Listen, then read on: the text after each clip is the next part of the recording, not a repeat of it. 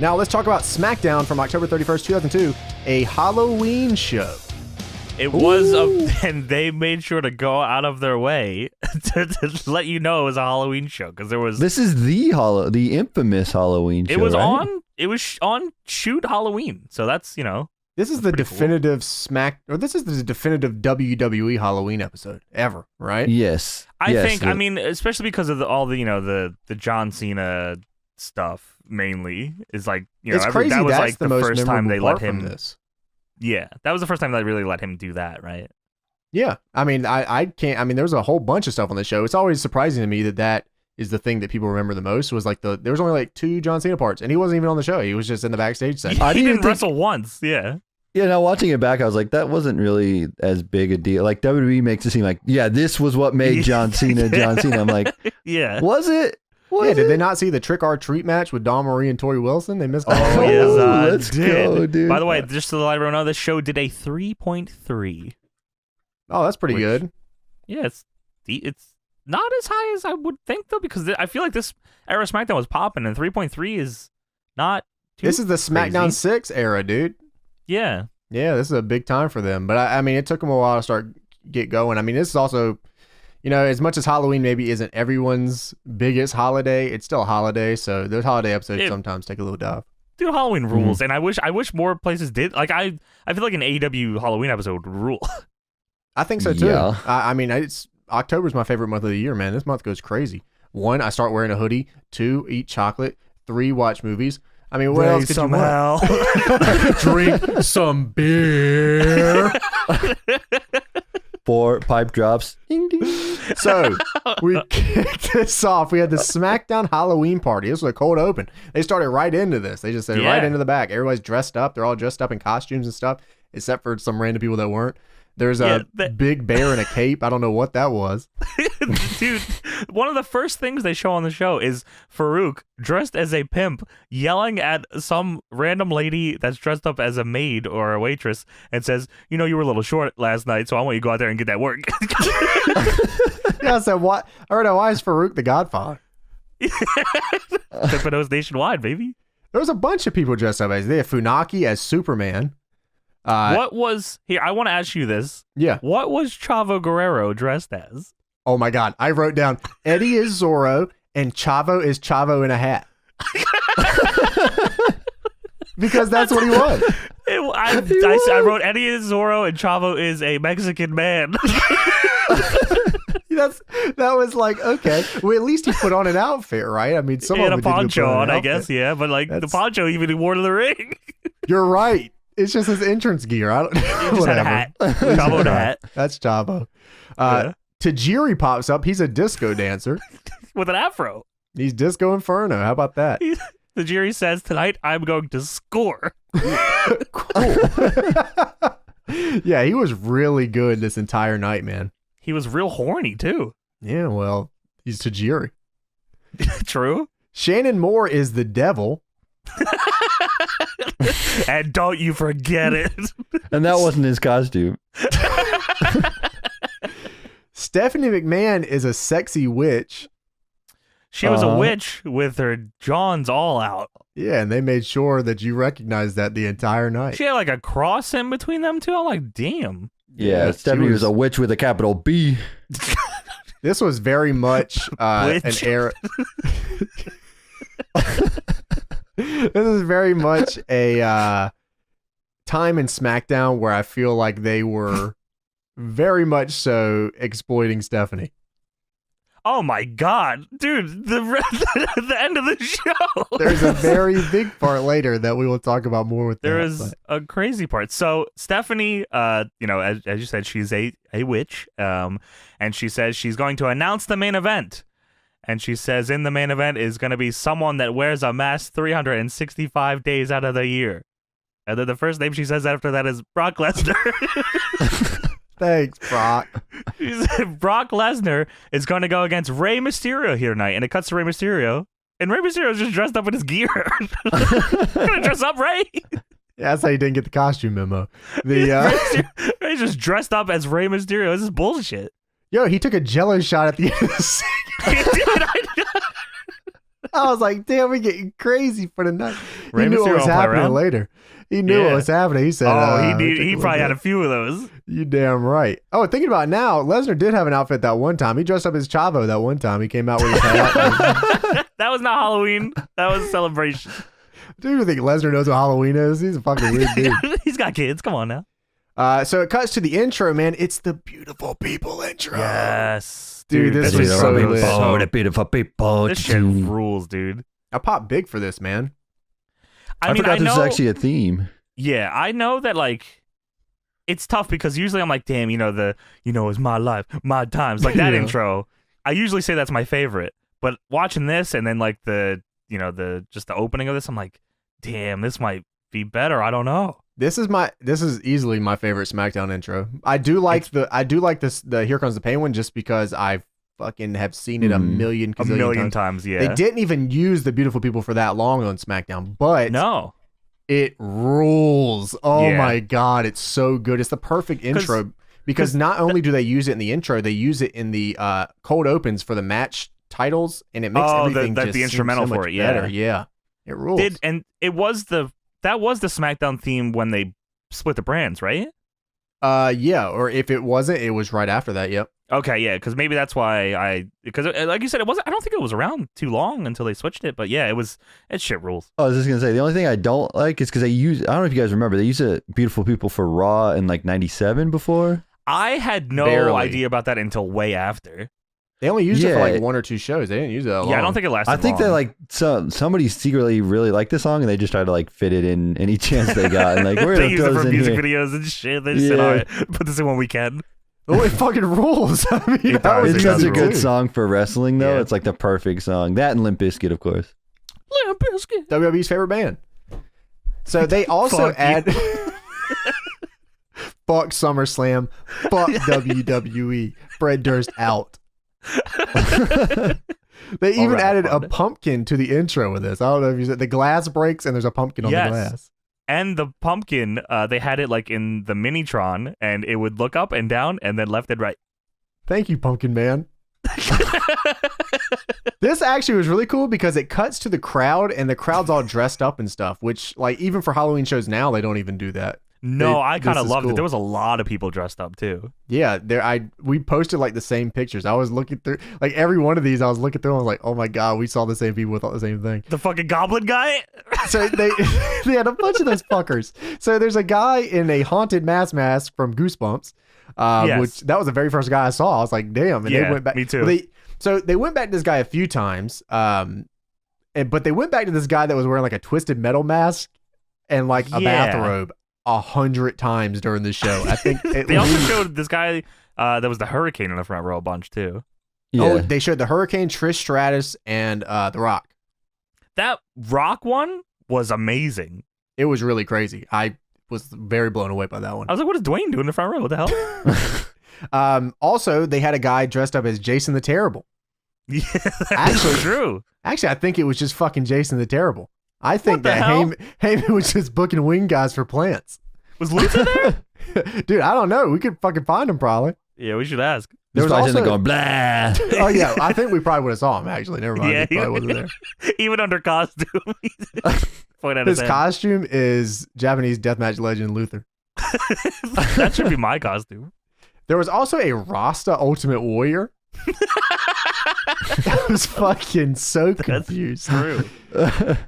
So they announced there's going to be a Trick or Treat match later with the Trick or Treat Pit, which is a chocolate milk pool. Now get this right, because I want you to get the Michael Cole pronunciation. It is chocolate milk pit. Dude, what the fuck is wrestling? This was the most promoted match on the show. It was, yeah. Trick or Treat Pit. I said, yeah. That's what it is. This got advertised more than the Brock Lesnar Ray Mysterio match. They also announced Kurt Angle versus Eddie tonight, which I forgot how much they ran these singles. They had them in tags and they would run the singles with them, and they would just let them have pay-per-view matches on TV. Vintage wrestling. It's incredible. So we kicked off the night. We had Edge versus Chris Benoit. Yes. Edge has Year Durango, which is also 95. a great theme. we're talking about songs here. Is that Edge's best theme, or is Metalingus better? All right, so I like Metalingus a lot. I do. I really, really do. But I would be lying if I did not say every fucking time I've seen Edge over the last 20 years, yeah, my ring. No, but not.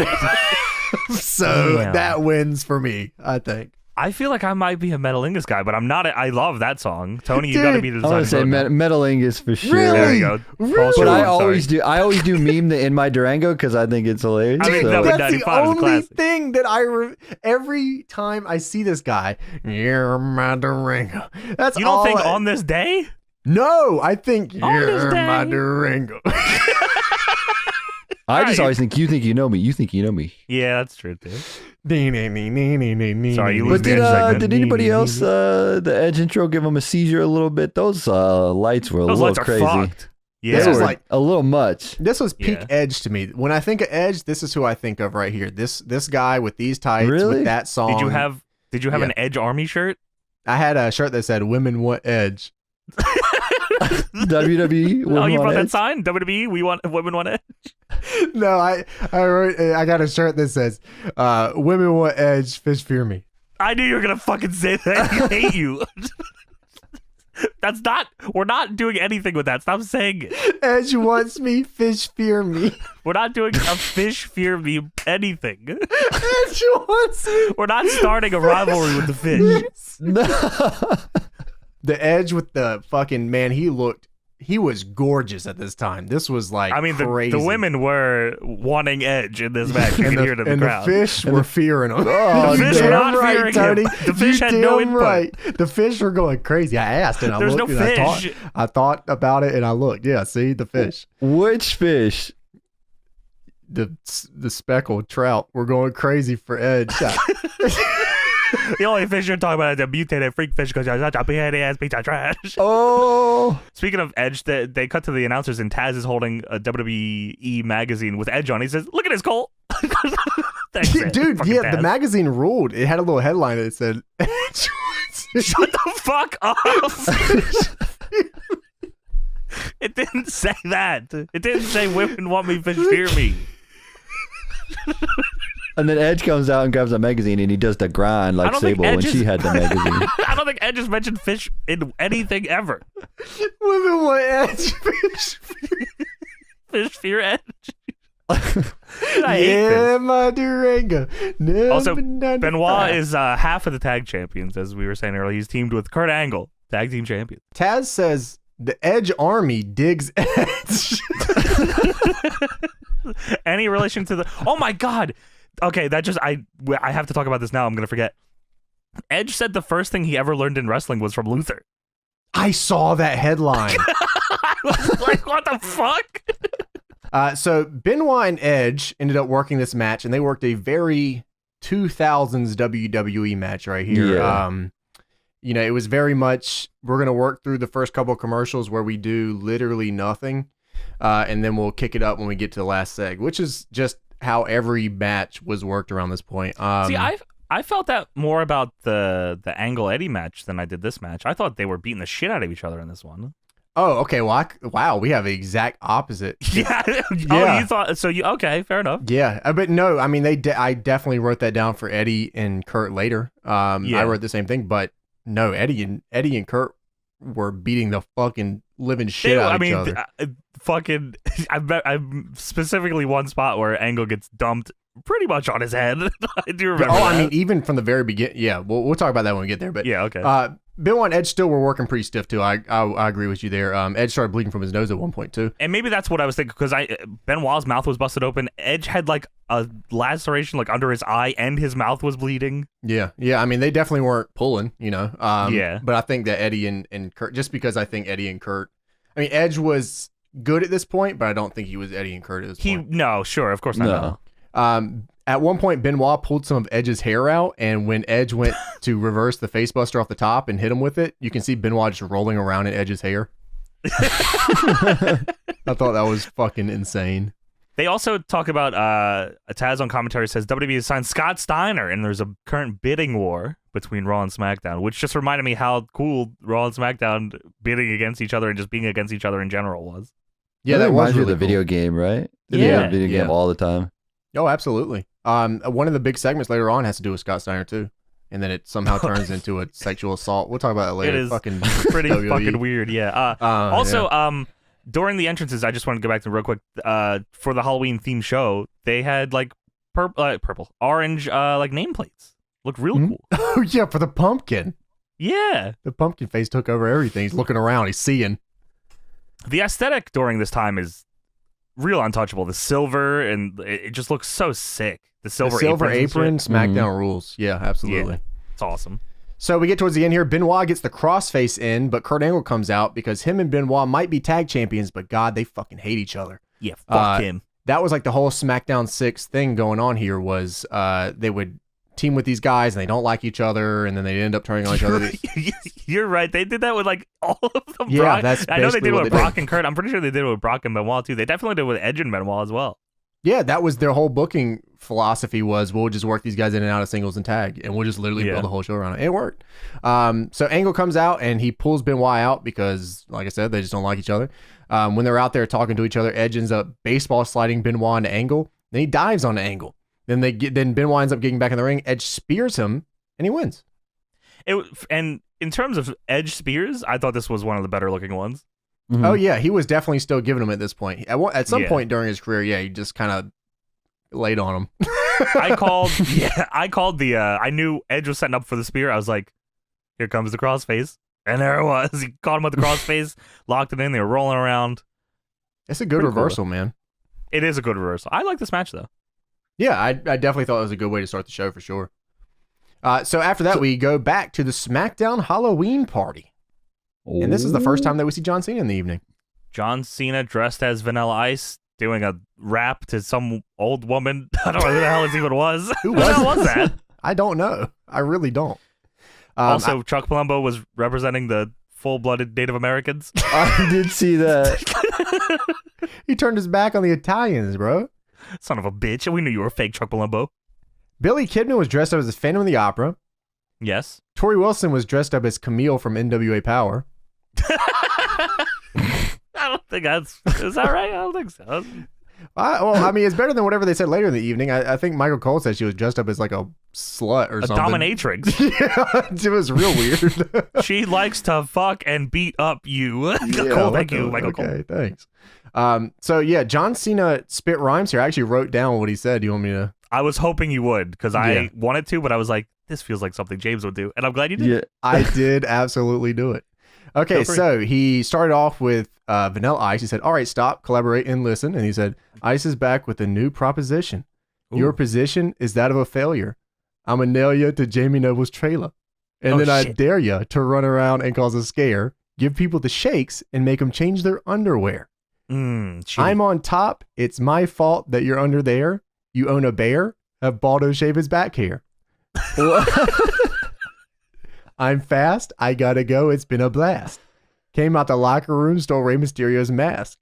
Whoa. Tried to get Taker's cast, but it was plastered on too tight. Peace. I gotta go. About to hotwire his bike. Word life. Was that the first time he said word life? I don't know, but they booed the fucking shit out of him. They didn't like it at all. Said, this sucked. This is horrible. Stop doing that. That was interesting. Hair square there. You own a bear? So Tajiri sees Tori Wilson. Of course, they had their little relationship. I believe that's already been done at this point. And Tajiri says, sorry, got a new girl now. And then he goes... He said, sorry, I got a new girl. And then leaves to flirt with two other girls. And Tori goes, okay, good, leave. Yeah, so cool, see you. He goes over and he meets this lady, turns around. It's fucking Mae Young and Fabulous Moolah. He says, Tajiri sells Mae Young and Moolah the entire evening. It's incredible. Yeah, it's pretty good. Then through the door comes Dawn Marie with Tori Wilson's dad. And dressed up Al as Wilson. the Fonz. And he says, "Hey." About it. So that's the first part of the Halloween party. That was the running angle for the evening, was the Halloween party. Yes, which is They do commercial breaks from Halloween party to another Halloween party. Same. It's weird. 2-seg Halloween party. Yeah, it was actually pretty crazy. I was surprised they did this, but it worked. I actually enjoyed this quite a bit. Yeah, I'm not cool. sure if people did at the time, but it was cool now. So they cut to show the crowd again. This is where they show the Rock cosplayer, Yes. Elvis. And not only did we see Jason the Terrible earlier, but we got Jason the Terrible 2 was here too. He was in the crowd. Oh my saw him, God, different another mask. one. Going crazy. His brother. So we cut back. We're in the SmackDown Halloween party again. This time it's Chris Benoit. He's crashing the party looking for Kurt Angle. And this is very, very good. This is very good. Angle! He is screaming Angle, running through this place. He's pissed off. He's like, don't you laugh, boy. Oh, no. So he sees this guy dressed up as Ghostface, and he goes, you seen Angle anywhere, man? He said, no, I ain't never seen him anywhere, man. No. So he leaves, and then it cuts back to Ghostface. He takes the mask off. Son of a bitch, he was Ghostface the whole time. Kurt Angle's son here. of a bitch. How I could he can't do this? believe it. Kurt Angle was the Ghostface. God damn it. I would have never thought it. Son of a bitch. So the first time I watched this, I thought Kurt Angle was dressed as Death, and I was like, Benoit goes around and he looks at Death, Oh, God. and then later I realized it was Ghostface, and I'm like, okay, that's a little better. A little better. Yeah, that's probably, yeah, for sure. Well, he's some sort of Ghostface. He's got skeleton hands. So I don't really know. I don't know whose outfit this actually was. Kurt's never actually seen Scream before. That's actually said dress up as Ghostface. He said, I'll figure something out. So we He cut. said from Wu-Tang? Yeah, he's actually a Ghostface killer. So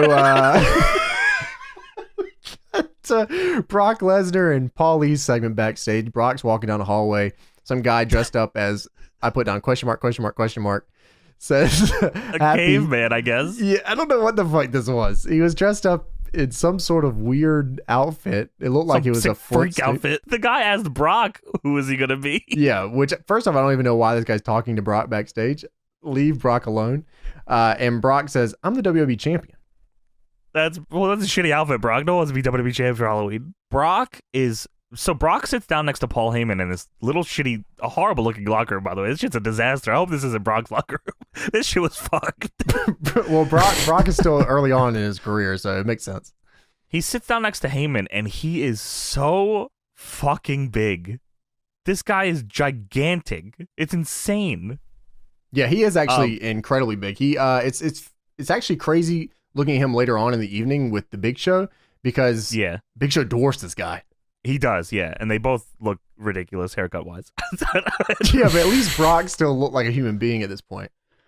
Yeah, that's true. That's pretty true. I mean, and his neck was out of control, bro. Dude, he is so fucking big. It's nuts. I like, what are they feeding this fucking guy? Paul Heyman starts cutting a promo talking about the Thriller in Manila, and Brock doesn't seem to give a fuck at all. He's just zoning out. I never heard of that. Brock is just zoning out during this. Heyman is just talking. He's pretty much just putting Big Show over big time. So now looking back at this, they foreshadowed the shit out of this turn. But as a kid, I didn't realize it at all. They definitely. I remember the promos over and over. Big Show, 7 feet tall, 500 pounds. You can't manhandle the Big Show like anyone else. Yeah, he says you can't suplex him. He's too big. You can't get him for F5. He's too big. You cannot F5. His name's Big. The Big Show. Yeah. Yeah, it's just them. I guess even later, Big Show cuts a promo and he like says, I was what was it? I don't know if he was advised to not fight Brock. Yeah, like, this was very much so. I was like, holy telegraphed. shit, I don't remember this at all. And commentary even said it too. Taz like he said advised. Yeah. Blackula. Yeah, so they're talking about the Hell in a Cell match that Lesnar had with Taker. And he said, you don't come out of those the same. And Taker's not the same. Brock, you're not the same. You ain't had any tests, bro. You're fucking out of your mind right now. And Paul says, yeah, you can't even fucking pick up the Big Show. And he says, you shouldn't do this. This is what you pay me for. I'm telling you not to do it. This is why people like me make decisions for people like you. And I'm like, good Lord, man. Yeah, I wrote down that too. I'm like, damn, they telegraphed this. This was like, I can't believe that this was all right. Because the only thing they didn't do is have Paul Heyman say, I am going to fuck you over, bro. Yeah, everything about this was crazy. So we cut to Big Show versus Rikishi. We get a really well-timed, I said, oh, here we go. Why is Big Show dressed in casual wear? Yeah, yep. Big Show wrestling in tucked in shirt and jeans. Yeah, like black shirt, black pants with a belt on. Maybe they just thought that was a better look for him. That's his new attire when he first came from Raw, right? Yeah, maybe Heyman. Did he wear that often? Well, Heyman wanted to push him big, so I think maybe they were just like this is a good look for you compared to the I guess other so. way. I mean, it wasn't. He wore the jeans and the singlet top, right? Didn't he? When he wrestled? I remember the black pants and the singlet top. Yeah, I just don't remember him wearing black shirt and pants. He looked like a security guard. He looked like a fucking crazy person with that mustache and the haircut. He honestly looked like the Big Boss Man. Yeah, you're actually right. He is. And then yes, he faced Rikishi. Sorry, who's the tribal chief is here. Rikishi. My favorite part about this match is that Big Show and Rikishi were actually working. Big Show was still doing moves that required him to take a bump, so that was like really cool.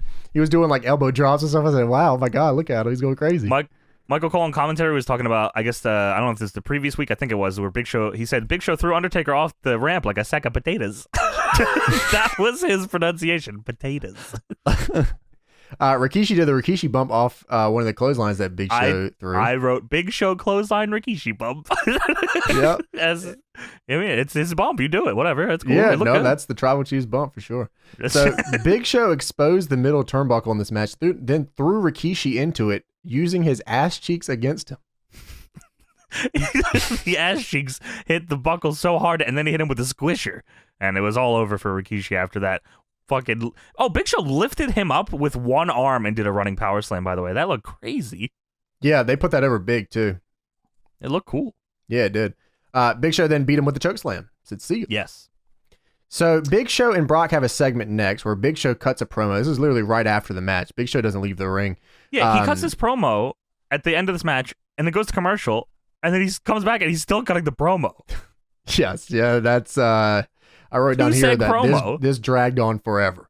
Fuck. I was like, please just stop fucking talking. Like, where is Brock? I literally have Big Show flaps his gum, shut up, go away. This promo sucked. It was terrible. He was challenging Brock to come down to the ring. He says, I'll be here waiting, little man. And then they cut backstage. Well, he says SmackDown will not continue until Brock comes out. Yeah, like, that's fucking mean, Big Show. There's a lot more show. I gotta see the trick or treat match. I know, goddamn, it's the next seg. Could you hurry this up? They show Brock before the commercial. He's about to go to the ring, and Heyman's begging him not to, which is just like, goddamn, they're laying this on fucking thick as hell. So thick. Then they go to commercial. Big Show is still in the ring. He says he's got all night long, and someone in the crowd goes, ooh. I was like, it's probably Jason the Terrible too, that son of a bitch. It's probably Luther. Everybody was at blah. And then he says, while we're waiting, let's roll the footage of what I did to the so-called American badass. And then they show Undertaker wearing Mr. Sacco getting thrown off the stage. It was the cast. Dude, this cast is fucking ridiculous looking. This isn't helping him or anybody else. It looked like he was wearing a sock. Dude, this promo had a commercial break, a video package, and the payoff for it was Brock coming out and Big Show leaving. He said, Big Show said, you can't beat the Big Show. You can't beat Paul White. You can't beat a giant. He's like just going through all of his names. And then finally, Brock comes out, and Taz says, well, here come the pain. I guess that was his first week doing it. Yeah, I know. I saw it. They have a stare down, and Brock takes the mic, and he says, I agree with you on one thing. You're a giant. You're a giant piece of beep. Why did he pause so long? It was literally, I wrote giant piece of pause. Was so awkward. Pause. Yeah. Pause. So I don't know if he was trying to like say it and they were going to add it in later. You know how SmackDown would edit sometimes and do it? Oh, yeah. I don't know if he Loser knew leaves which one the to WWE. I thought maybe he was afraid that he didn't remember if they said he could say shit or not. So he didn't want to do it, and then he decided, fuck it. I want to think he just forgot his line, actually. Piece of fuck. Piece of asshole. Dude, I couldn't stop laughing during this bit because I kept headcanoning that Lesnar was like a little kid doing it. He was like, they told him before he goes, all right, you get to say you giant piece of shit tonight. And he's like, oh my God, I get to say shit. So he said, a giant piece of. He did seem really, even before he said that, he seemed nervous. Like when he grabbed the mic, he looked nervous. No, I thought he was just like, you ever seen that Vine where the kid's running with a knife? So what do you got there? A knife. No. Yeah. So that's what I thought about with this segment. He just looks at the picture. You're a giant piece of what's he about to say? Shit. And then fucking Big Show looks at him and just takes the mic and then leaves. I was like, damn, he just took the mic and he's not gonna let Brock talk anymore. He's just gonna leave. That sucks. He stops. It's crazy. He stops on the ramp and he says, I've been advised not to beat your ass till Survivor Series. I'm like, and then Taz, like you said, advised. Big Show gets out of the ring and says, Paul Heyman is going to turn on you and he is going to join me at Survivor Series. My manager, Paul Heyman, Paul Heyman, Paul E. Dangerously, said not to whoop your ass, Brock Lesnar. I don't know how I didn't think. It was so obvious. I don't know how we never picked up on it. It was incredibly obvious. Yeah, I was a stupid little fuck. Because when he turned, when I was 33, I can't surprised. believe it, dude. I was so dumb. Yeah. So, it was very weird. 33-year-old Tony. Yo, what the fuck is going on? I had no idea, dude. What the fuck? Brock Lesnar would be probably pretty pissed off right now if he could read. Tony's sitting there watching this 2002 SmackDown with his wife and kids. Saying, oh, that's weird. Who advised him? Tony's knee deep in 2002 taxes. He's trying to get all this shit together. Trying to figure out my mortgage payments. So then that segment ends, and the next shot you see is Tori Wilson's asshole. Oh my God. What the fuck was this? She's stretching, bro. It's the camera. I could see what she had for dinner. Shit, it was crazy. It was just her entire ass. Oh man, that was crazy. It was. I was like, whoa, ski, whoa. Tori was the most over person in this whole show. Oh my God, yeah, and she. I mean, yeah, the match is next, and Michael Cole says we're about to go to the chocolate pit. Tori Wilson, Dawn Marie, trick or treat match. Hell yeah, this is really what this show was centered around. Surprisingly, I think they made the whole fucking show just for this. It seemed like they put a lot into it. Did you hear Taz on commentary? He said, Dawn is making dead man come alive. And then I think maybe somebody said that. And then he goes, something's coming alive. Dude, my cock. The whole time Taz and Michael Cole are horny as hell. Look at this, Cole, my dick, brother. Yo, is anyone hard? God damn it. So at one point they tried saying this was pudding. It's not pudding. Yeah, it's chocolate milk. It's milk chocolate. It's a pudding. Chocolate it's milk. Syrup. Dude, before the match started, they showed the fans in the crowd. They had Pervert Kane with the camera. Bald Kane with his shitty half mask with his little Polaroid peeking over his fucking thing as Dawn Marie's making her entrance. At least he's got good taste, dude. Underrated Dawn Marie. She's just God. I mean, let's take a quick moment here, just to tell everybody to there's James and I argue a lot about various legendary female wrestlers, yes, such as Trish Stratus and Stacy Keibler. Tori gets brought up from time to time. I mean, we all got our favorites here. Yeah. But Dawn Marie somehow never gets brought up in these discussions, except on this show, because we tell you the truth. It pisses me off. The Dawn Marie erasure is right up there with the AMW erasure, and we're not going to stand for it. Absolutely not. Are you kidding me, bro? She was dressed up as a cop right here. She's looking crazy. True, bro. I mean, And then Michael Cole said Tori's dressed up as a dirty fucking slut. Got him hard right now. I do remember that actually. Yeah, that was weird. Yeah, well, that's SmackDown in 2002. That's pretty crazy. Yeah. Speaking of that, we have the horniest referee of all time, Mike Sparks, is in here again. He's related to Lisa. Are you related to Bubba? Booty, booty, booty. Fucking yeah, Above so its parts. Tori comes out dressed as, dominatrix fuck friend. Tori, That I'm was pretty sure fun. he's supposed to be Cena, the Princess Warrior, but they Yes, said she she's a was. slutty dominatrix slut. Yeah, that's what they wanted you to know. That Slutty slut. look at this leather whore. Thanks, Taz. What the fuck? Leather whore. That's what Jason the Terrible. My dick is over this leather whore. Curse That's of what the Taz barbed wanted to wire say. bat match, and we're gonna have this slutty slut leather whore.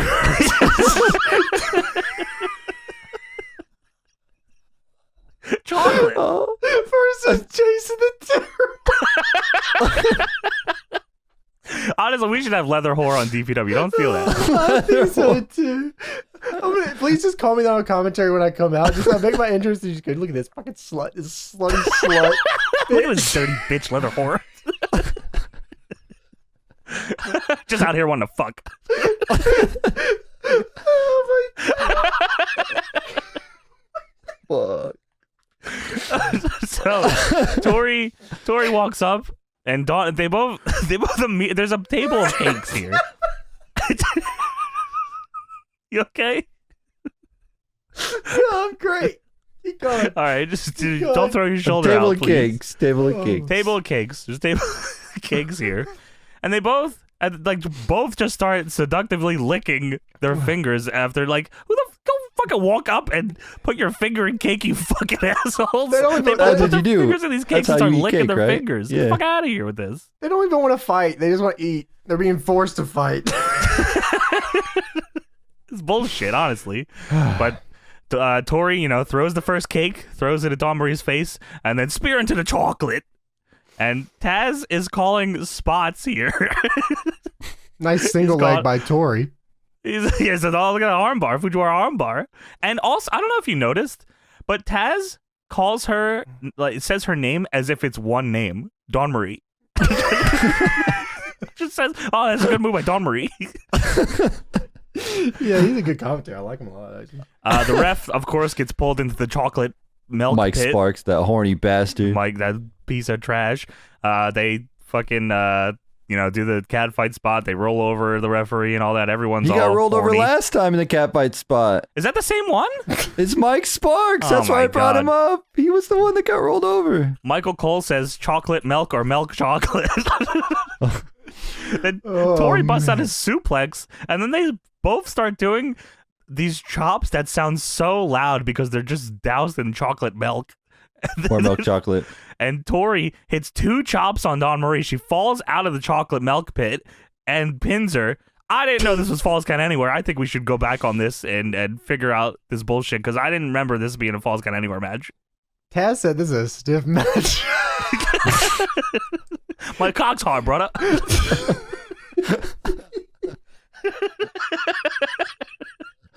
Yo, Cole, look at my cock. Brother. Brother. You think Tori told Dawn Marie she's gonna vertical suplex her in the pool or not? No, way. no, She no. took That was a liberties and shoot, did it. brother. That was a shoot suplex. Tori started She was ripping her gonna gig clothes hard off. way. They started ripping her clothes off. The commentators like, this ain't even a fucking bra and panties. Like, What are So you what, doing brother? here? This was the most promoted thing on the SmackDown too. Listen, Tori tried, man. She was trying to do something here. I feel like that's Tori's whole career. She always tried to do something, and they're like, "Can Maybe you please honestly, just-" maybe I underrated Tori Wilson. I gotta check the tapes because the last 2 SmackDowns we watched, she tried her fucking ass off. I Yeah. agree. I feel like she wanted to wrestle, and they were like, "Please stop doing that, please." Oh, they also threw Tony Chimmel into the pit for fun. Oh yeah, Tori took liberties. I said that. I heard rumors recently that Tori had heat with Tony Chimmel. Oh shit, why? Called her a dominatrix slut. Fucking Oh, he bitch. did it too, bro? Damn, that's fucked up. Yeah, this was a crazy segment. Absolutely insane. Yeah, it was it was something. All timer is not the word I would use for it, but it was something. It was a October 31st, 2002 segment. It was a time. So after the trick or treat match, we go backstage to the SmackDown Halloween party. Back to this fucking party. Tajiri still got the hose on deck. He's going crazy backstage. Bro. Matt Hardy Yes. walks into the room with his ghetto blaster and starts playing his own music. The lights go out, and Matt Hardy makes his entrance with his JVC boombox. That was so crazy. cool. That ruled. He says he's going to inject this party with a dose of Mattitude. Boo. Matt says, Tajiri got a match tonight, so stop fucking flirting with May and Moolah versions BC. Versions BC popped me pretty huge. Yeah, Mae Matt Young actually said- cut a good Mae- promo here. It was good, yeah. Mae Young said, "You can't do that to my boyfriend," and then start making out with Tajiri.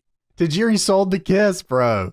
Tajiri rules. Yeah, he really did. This is like, I talk about it later on, but this is like peak Tajiri here right now. Yeah. Yes. So we go to commercial break. We come back, and guess what? We're still in the Halloween party. So Jamie Noble and We Nydia went are nowhere. bobbing for apples. Jamie Yes. Noble gets distracted by sexy witch Stephanie, which, by the way, is his boss. So Yes. Eddie and Chavo come up, and Eddie starts checking out sexy witch Stephanie, and he goes, "Oh yeah, I almost forgot. You're my boss." Yes. Sorry, Stephanie. I was coming up to say, fuck, I want to fuck you, but you're my boss. Sexy baby. So they end up asking for a tag team title shot, and Stephanie says, "Can you please fuck off?" Yeah, I'm trying to get drunk. They got jello Go shooters at the away. party, baby. John Cena comes up and says, "The old man's got a plan. He's chilling in the building. Did I tell you I'm like light beer? I taste great and I'm less filling." Stephanie says, "I don't fucking know what's going on. He says, what? I don't know what's going on here. I just whatever." Cena tells Stephanie, Vince is in your office. You need to go to your office." And she goes, Your dad's "Vince? Yeah, your dad. Vince? Your dad. Vince? The dad. Your dad. Your dad is here. Go to the office." She's like, "Oh, Just fucking whatever." go. Every time we watch one of these shows, Vince is here. Pop the rating. Every single time we watch That one is, of these. you know what? You're right. Is that just how we pick them, or do you think that's how often they did it? I swear, I feel like after like the Attitude Era and we got here, especially in Ruthless Aggression Era, they used the Vince is here line so much. Yeah. Because they had the general managers on each show, so Vince would just come to each show every fucking week and they'd be like, "Oh my God, Vince is here. He's going to fire me." And usually it was setting up for, next week, something's got to change. But it wasn't this time. So Matt Hardy versus Tajiri is the next matchup here. They worked a good match here. Matt Hardy ended up low blowing Tajiri and he won with the twist of fate. Tajiri is literally, his work rate is insane at this point. Dude, well, firstly, I was hoping he would come out as the disco dancer for this match, but he did not. I was pretty upset about that. Yeah. But yeah, he rules. I mean, his kicks even like still look on point here. You can tell he's not killing anybody, but they still look awesome. Yeah, they did. I think like work rate wise, like I think he was able to, I think it's kind of crazy how long he was able to work this, to be honest with you. A lot of guys wouldn't be able to drag this on as long as Tajiri did. And he did. And honestly, he was entertained the whole time. So that's really cool. And also, Matt Hardy's Tron, or his, when he came out, his Matt fact said, Matt always got more Halloween candy than his brother, and Matt has seen all the Friday the 13th movies. Oh, okay. Jason the Terrible fan, I see. Leather whore. Leather Whore versus Jason the Terrible in a Curse of the Barbed Wire Bat match. I'm excited because we're going to fucking go do this. Chocolate milk. So, like I said, Matt Hardy ended up low blowing Tajiri. Honestly, that was a lot of the SmackDown 6 era, man. It was like they would work a pretty long finishes. match, Yeah. and then they would have a finish like this, and it happened the Well, entire now that, night. I mean, you just said it, like that was almost every match on the show had a fuck finish. Yeah, that was like a very big staple of this. It was like so they could keep it going, because they didn't have a lot of guys, so they would figure out ways to keep stuff going forever. But I mean, they worked a pretty good match here, and that could really be the case for all the matches on this show. They all got time to work. It was Michael Cole said, "I think Tajiri found a girlfriend, by the way," and Taz replied, "May's not a girl; she's an ancient relic." Brother. BC versus BC. All right, so after Matt Hardy versus Tajiri, oh my God, this segment is fucked. Stephanie McMahon goes to the office where Vince is supposed to be. She walks into the room and, well, that's not Vince. That's Ronald fucking Reagan. What's going on here? There's a guy in the room with a Ronald Reagan mask on. Your dad? Vince? Your dad? My dad? Vince. What the fuck is going on here? So Ronald Reagan starts talking about Scott Steiner. Ronald Reagan says, "Oh, you're trying to get Scott Steiner. Four score. He's trying to get Scottish today. Yeah. So Stephanie goes, okay, who is this man? What gives you that idea? Vince. Who is this guy? So he takes the mask off. Oh my God, it's Raw General Manager Eric Bischoff. What the fuck? Stephanie tries to slap Bischoff, and Bischoff catches her arm and forces a kiss on her, and she's fighting it off. But Eric Bischoff, by the way, 47 years old here. Stephanie McMahon, 26. Just so everyone knows the numbers here. So forces a kiss on her. She's selling it like, oh, get the fuck off of me. And then she cradles his head, and they start making out on her desk. And then they stop. And then they look at each other. And they keep looking at each other. Eric Bischoff fixes his hair. Stephanie fixes her dress. He leaves. And then this is never brought up again. We end up moving on, and we get Eddie Guerrero versus Kurt Angle. Yes. And they show fans before the match again. This time, they show Boogeyman and Crypt the Keeper from Wing. I don't know how these guys keep getting in here. I think Heyman's just booking these guys. They're just plants in the crowd. I like to think that they, like, do you think they let everyone in with their masks? I guess so. Or did people just walk in holding the mask and they just put them on eventually? Because I don't think you'd be allowed to do this now. No. Probably not, no. Yeah. Which is weird because this is, I don't know, this is post 9/11. Right, that's what I was trying to figure out. I was like, is this post 9/11? But like, I guess maybe that was just still more just an airline thing, and not maybe everything thing, and then everything went to shit everywhere forever. Yeah.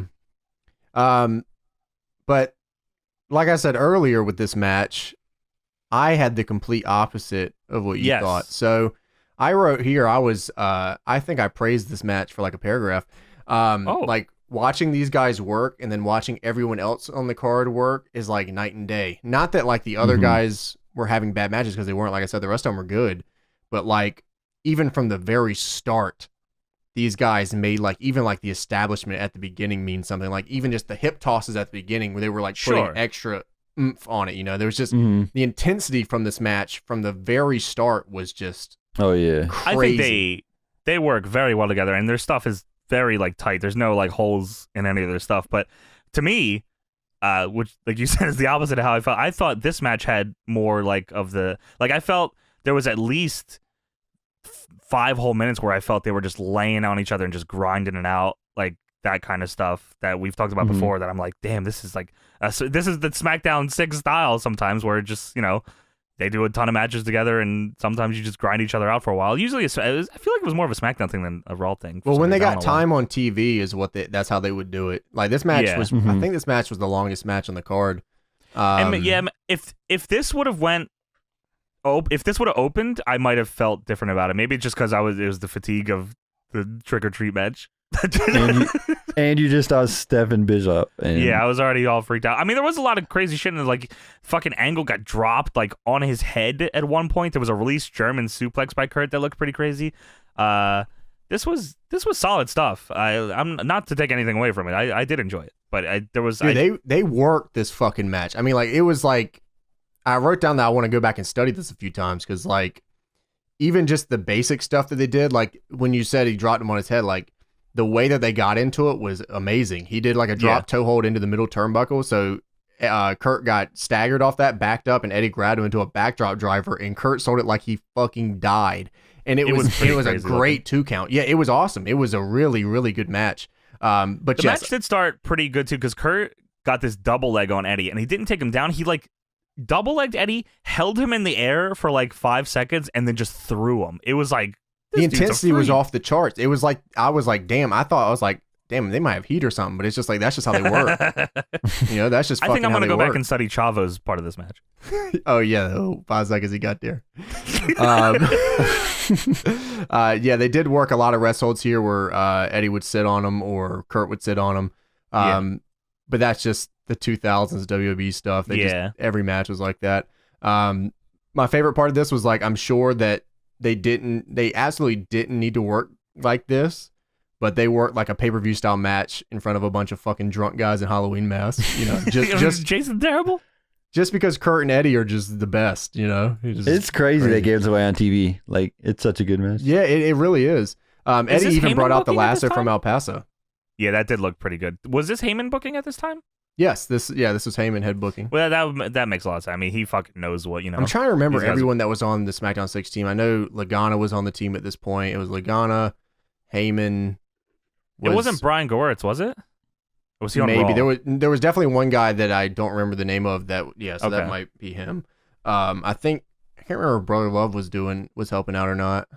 I mean, he was here, so I don't know. Yeah, that is true. He might have been on the Raw side of things, though. And notice how when he came back at WWE and started booking again, he booked himself on the show immediately too. The Money in the Bank. Yeah, very spot. interesting how that happened. Yeah, crazy. So, anyways, at the end of the match, there, Benoit ended up coming in because Kurt interfered in his match earlier. Benoit comes in and hit Kurt with the belt, and then Eddie hits the frog splash and ends up winning the match. That frog splash looks so fucking good, dude. Chavo was also here. Chavo did a run in and got bumped off the apron. I also wrestled Chavo. Chavo was also here, yes. But yes, turnabout is fair play, brother. Yeah, but this is awesome. I really enjoyed this. I thought this was a very rare look at intensity in WWE that a lot of guys just didn't have at that time. It's like I said, I don't like this SmackDown 6 era was crazy because I felt like everyone on this show had a chip on their shoulder. From Edge, Benoit, fucking Angle, Eddie. Yeah. And I think the brand split helped that a lot because they definitely felt like, Raw was the A show and everyone looked down on them and they felt like, fuck you, you're wrong. Yeah. Oh, I think so too. I think that was a big part of it. I think the boys worked themselves into a shoot, and I'm glad that they did. I love when that happened. So after the match, we go back to the Halloween party. Kurt Angle is crashing the party, and he's pissed about Benoit interfering in that match and messing up that match for him. Yeah, Kurt says, everyone's living it up, huh? Having a great time. And somebody in the back yells, woo! And he says, shut up! There's always that one heckler in the back in this fucking party. And then Kurt Angle goes face to face with the devil. Shannon Moore comes up. Did he even say anything? I think he just stood beside him and smiled. He was just standing there with a drink. And then Kurt said, yeah, man, have a good time. And then slams him through the fucking table. He just throws him over this fucking table. It's like, see ya. Kurt then pushed the bear with the cape, and then his head almost came off. Kurt then sees Ghostface across the room, the same outfit that he was in earlier, and he goes, you son of a bitch, you think you're so clever, don't you? Mm.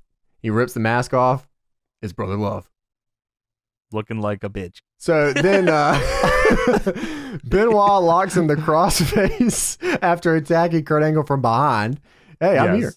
Angle then locks him in the ankle lock, and then they go back and forth for a minute. Benoit made him bob for apples.